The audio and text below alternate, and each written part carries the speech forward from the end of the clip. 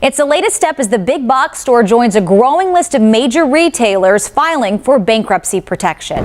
I'm sure we've all walked past or shopped at one of these big box retailers at some point in our lives, right? But guess what? Many of these beloved shopping giants might not be around for much longer. But why? What happened? Stick with us to find out as we dive into the details about 13 big box retailers who are in trouble. Number 1. Sears. In recent years, Sears has been struggling. The company has closed hundreds of stores and lost billions of dollars. There are several reasons why Sears is in trouble. One reason is that the company has slowly adapted to the changing retail landscape. In recent years, consumers have shifted their shopping habits to online retailers like Amazon. Sears has been slow to invest in its online business, hurting its sales. Another reason why Sears is in trouble is that the company has a bloated inventory. Sears has too much inventory of products that are not selling. This has increased the company's carrying costs, which has hurt its bottom line. Finally, Sears has been plagued by poor management. The company has had several CEOs in recent years, and none have been able to turn the company around. Number 2. JCPenney. There are a few reasons why JCPenney is struggling. First, the department store industry as a whole is in decline.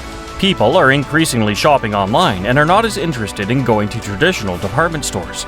Second, JCPenney has made some bad decisions in recent years. For example, the company tried to change its pricing strategy, which alienated some customers. It also closed a lot of stores, which hurt its sales. Third, JCPenney has been competing with some tough rivals. Walmart and Target are both major department store chains, and they're both very successful. JCPenney has been struggling to compete with these companies. Number 3. Kmart. Kmart was once one of the biggest retailers in the United States, but in recent years, it's been struggling to compete with online retailers like Amazon. As a result, Kmart has been forced to close hundreds of stores, and its stock price has plummeted. Kmart's decline is a cautionary tale for any retailer that fails to adapt to the changing retail landscape. In the early 2000s, Kmart was still a major player in the retail industry. But then Amazon came along and changed everything. Kmart simply couldn't compete. Number 4. Toys R Us. Did you know that Toys R Us was once the largest toy retailer in the world? The company had over 800 stores in the United States alone, and it was a beloved destination for kids of all ages. But in recent years, Toys R Us has been struggling. In 2017, the company filed for bankruptcy, and most of its stores closed. Several factors contributed to the company's downfall.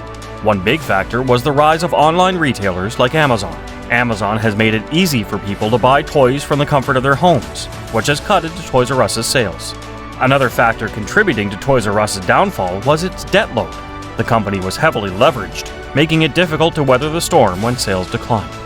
Number 5. Circuit City. Well, several factors contributed to Circuit City's downfall, but one of the biggest was the company's failure to adapt to the changing retail landscape. In the early days, Circuit City pioneered the mass marketing of electronics, but as the internet became more popular, consumers began to shop online for electronics. Circuit City was slow to respond to this shift. In addition, Circuit City's management made several questionable decisions that further contributed to the company's decline. For example, the company bought a Canadian electronics chain that became a major money loser. And Circuit City also embarked on a round of store expansions that it couldn't afford. So what's the lesson from Circuit City's downfall?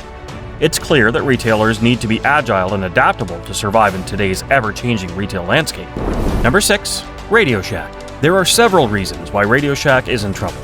One reason is that the company has slowly adapted to the changing retail landscape.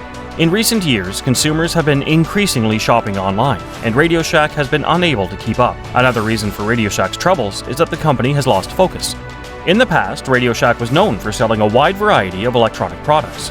But in recent years, the company is focused on selling cell phones and accessories and has alienated many of Radio Shack's core customers, who seek a wider range of products. Number 7. Borders. One of the biggest factors in Borders' decline was the rise of Amazon. Amazon started selling books online in 1995, quickly becoming the go-to place for book lovers who wanted to buy books without leaving their homes. On the other hand, Borders was slow to adapt to the digital age. The company didn't launch its online bookstore until 1997, and its website was often clunky and difficult to use. In addition to the rise of Amazon, Borders faced challenges from the decline of print books. In recent years, more and more people have been choosing to read ebooks instead of print books. This trend has hurt Borders, which has traditionally relied on sales of print books. Finally, Borders also made some strategic mistakes that contributed to its downfall. For example, the company opened too many stores in too short a period, which led to overexpansion and financial problems. Number 8. Blockbuster. Blockbuster was once the king of the video rental business. In its heyday, it had over 9,000 stores in the United States and Canada. But in recent years, Blockbuster has been struggling. There are several reasons for Blockbuster's decline. One reason is the rise of streaming services like Netflix and Hulu. These services offer a wider selection of movies and TV shows than Blockbuster, and they're much more convenient. Another reason for Blockbuster's decline is its own poor decisions. For example, Blockbuster was slow to embrace the digital age. It also made bad business decisions, such as opening too many stores in many locations. As a result of these factors, Blockbuster is now in bankruptcy. The company is currently trying to restructure its debt, but it's not clear whether it will be able to survive. Number 9. H.H. Gregg. Several factors contributed to the company's downfall. One factor was the economic downturn in 2008, which led to a decline in consumer spending, which hurt H.H. Gregg's sales. Another factor was the rise of online retailers. These retailers could offer lower prices than H.H. Gregg, which made it difficult for the company to compete. Finally, H.H. Gregg also made some strategic mistakes. For example, the company expanded too quickly in the early 2000s, which led to a lot of debt. Number 10. Sports Authority. Several factors contributed to the company's downfall. Online competition. Online retailers can offer lower prices and a wider selection of products than traditional retailers. Poor customer service. Sports Authority has been criticized for its poor customer service.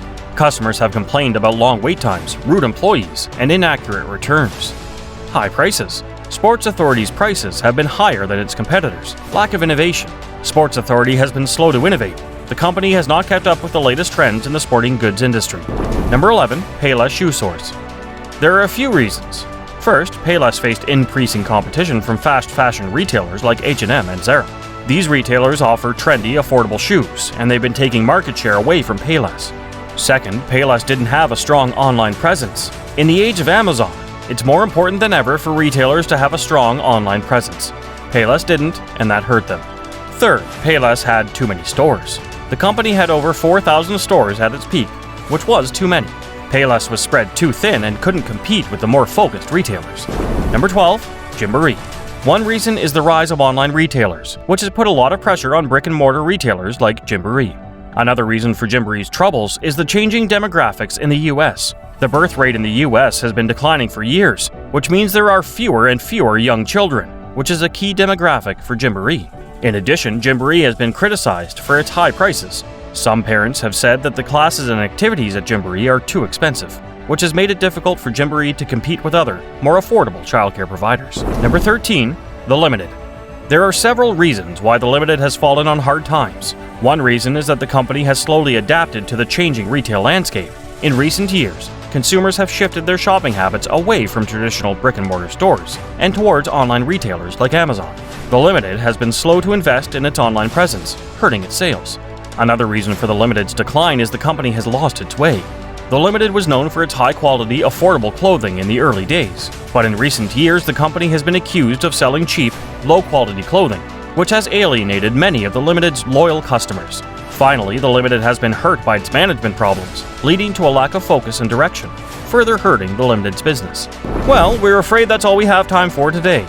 Make sure to tune in to our next video, where we'll dive deeper into the reasons behind these declines and explore possible strategies to save these retailers. Will they adapt, or will they disappear? Don't miss it. Thanks for joining us today. If you enjoyed this video, remember to give it a thumbs up and share it with your friends. And as always, subscribe and hit the bell icon so you don't miss our next video.